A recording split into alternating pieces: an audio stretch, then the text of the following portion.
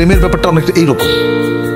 প্রেমের মধ্যে কোনো স্বার্থ থাকতে পারবে না, এবং প্রেম প্রেম মানে একজন আরেকজনকে কেয়ার করবে, তাই না? আপনাকে শোনাতে যাচ্ছি এমন এক কাহিনী যা শুনলে আপনার হৃদয় কেঁপে উঠবে। সালটা ছিল 1984। বেলি ফুলের মালা দিয়ে চাঁদপুরের মেয়ে মিনুকে বিয়ে করেছিলেন হুমায়ুন ফরিদি। এই বিয়ে তখন সারা দেশে আলোড়ন তুলেছিল। সেই সংসারে তাদের কন্যা সন্তানের নাম দেবযানী। পরে তিনি ঘর বাঁধেন প্রখ্যাত অভিনয় শিল্পী সুবর্ণা মোস্তফার সঙ্গে। 2008 সালে এই সংসারেও বিচ্ছেদ ঘটে। মঞ্চ, টেলিভিশন ও চলচ্চিত্রের বিখ্যাত অভিনেতা হুমায়ুন ফরিদির প্রথম স্ত্রীর নাম মিনু। 1980 সালে দুজন দুজনকে ভালোবেসে বিয়ে করেছিলেন তারা। হুমায়ুন ফরিদি এবং তার প্রথম স্ত্রী মিনুর সংসার ছিল সর্বসাকুল্যে 4 বছরের। সেই সংসারে ফুটফুটে এক মেয়ের জন্ম হয়েছিল। কিন্তু 1984 সালে বিচ্ছেদ হয়ে যায় তাদের। মিনু হতবাক হয়ে গেলেন। তাদের ঘরে তখন ছোট্ট একটি মেয়ে। সে সময় যেন অতল সাগরে তলিয়ে যাওয়ার মতো অবস্থা হল মিনুর। সেই দিন মিনু সারা রাত কেঁদে ভাসালেন।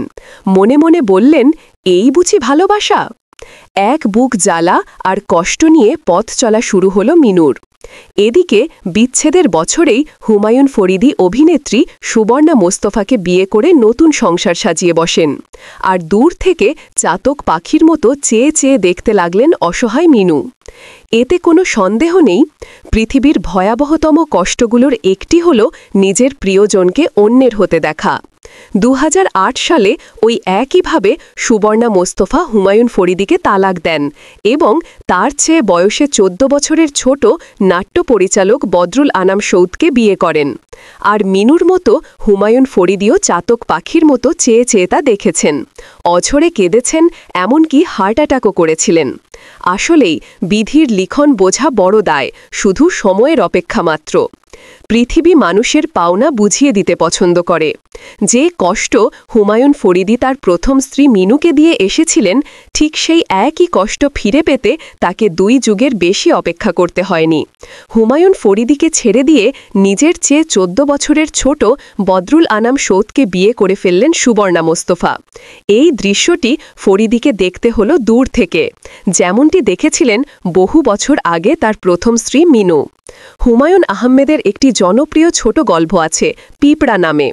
গল্পে দেখা যায় মকবুল নামের এক ধনী গৃহস্থকে সব সময় পিঁপড়া তাড়া করে।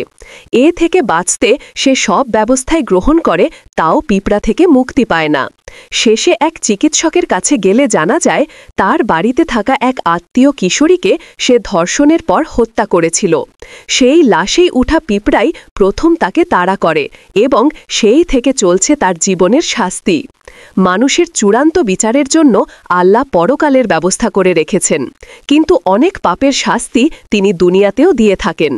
আধুনিক পৃথিবীতে যেটাকে আমরা বলি রিভেঞ্জ অফ নেচার, মানে তুমি কারোর সঙ্গে অন্যায় করলে একদিন সেই একই ঘটনা তোমার জীবনে ফিরে আসে।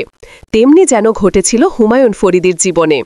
ভালোবাসা কাউকে ছোট করে না, ভালোবাসা মানুষকে বড় করে তোলে, যদি সেটা সত্যি হয়।